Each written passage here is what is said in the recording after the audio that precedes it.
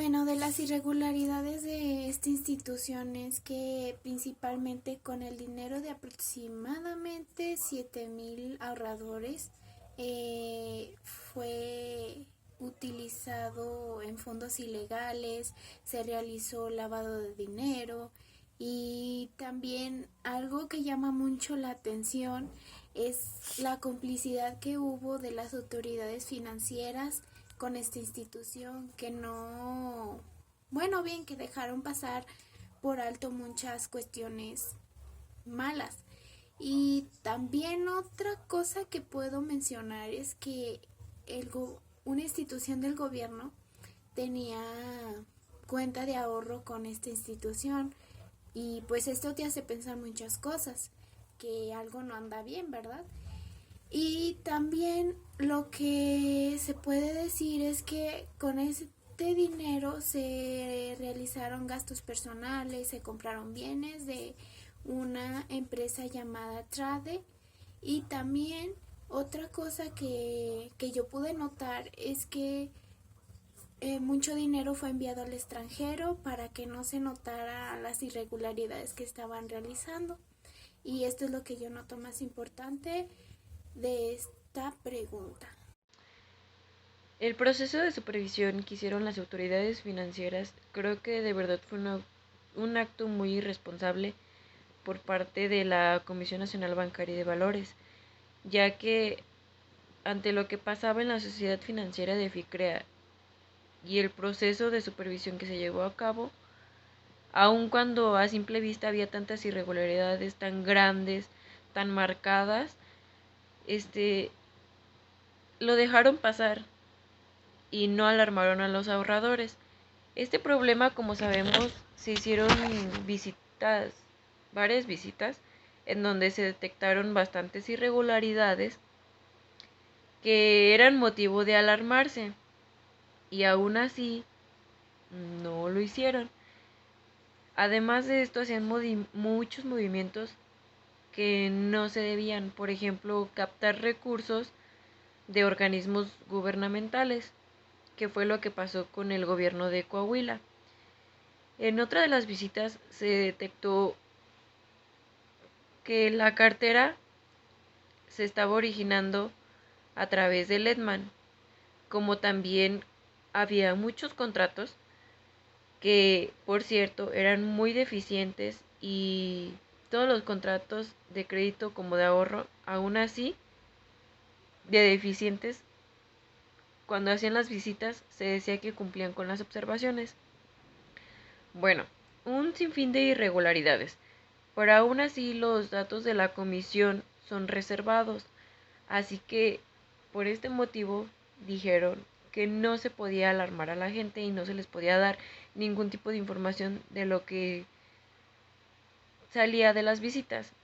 Entonces, también hubo un día antes una fuga de dinero, un día antes de que la comisión iba a bloquear las cuentas de FICREA. Entonces se dice que tal vez hubo un pitazo, como se dice, para alertar a FICREA y ellos pues lograran esa fuga de dinero un día antes.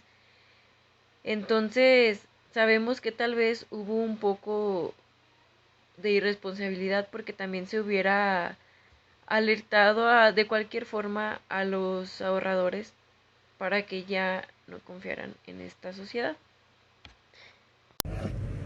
Uno de los delitos cometidos en este caso es la violación de la Ley de Ahorro y Crédito Popular, que en su capítulo segundo, que habla de los delitos, en el artículo 136 bis 8, dice que serán sancionados con prisión de 2 a 10 años y multa de 500 a 50,000 días de salario los consejeros, directores o gerentes generales y demás directivos o empleados, comisarios o auditores externos de las sociedades o organismos o quienes intervengan directamente en la operación.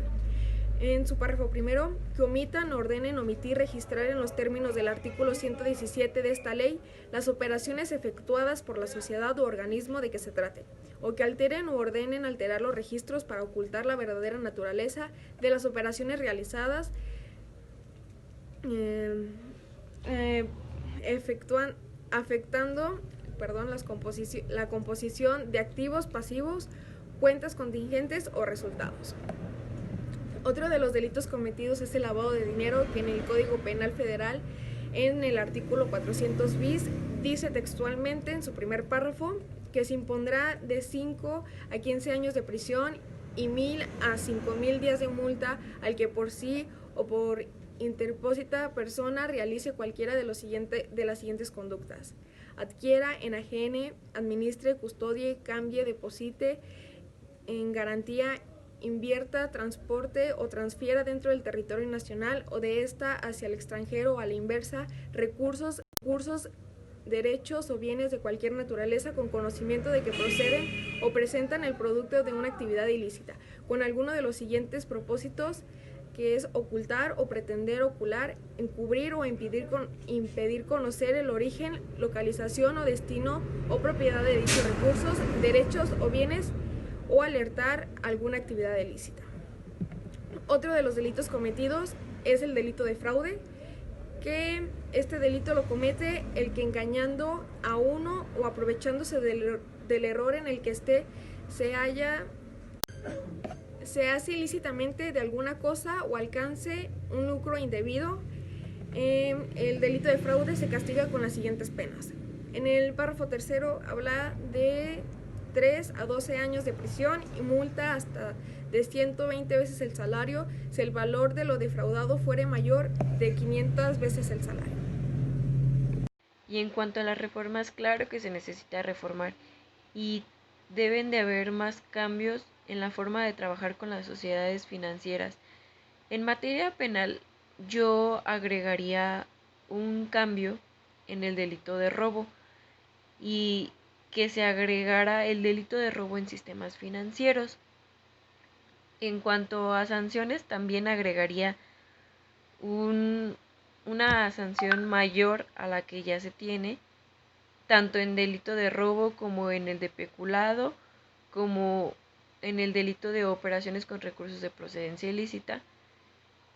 Y también creo que conforme a lo que ya hemos investigado y a lo que se ha recabado, nos damos cuenta de que México tiene una baja cantidad de acciones penales y condenas por casos de lavado de dinero. Entonces, sería que las autoridades encargadas de llevar este control de este delito, que no hagan las averiguaciones necesarias, se les aplique una sanción de 7 a 20 años de prisión y de 2,000 a 7,000 días de multa a la autoridad encargada de llevar a cabo el control de este delito, que haga caso omiso o provocando esto también la destitución del cargo que tengan. Me parece que los procedimientos pudieran ser correctos en cierto modo, pero ya en la aplicación del caso FICREA sería un rotundo no la respuesta. ¿Por qué lo pongo de este modo? Porque no es el primer caso de fraude que sucede y estamos hablando de una institución que supuestamente era supervisada por la Comisión Nacional Bancaria y de Valores, tanto como de las SOFIPOS. Y la Federación Pacífico Atlántico también se encargaba de supervisar, lo cual se conoce como una supervisión auxiliar.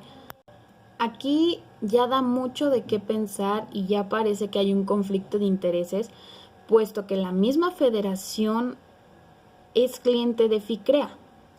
Y aquí mi pregunta es, ¿en qué consiste la supervisión? Y más que nada, ¿cómo confías en una institución en la cual un supuesto supervisor es mismo cliente de la entidad, la institución?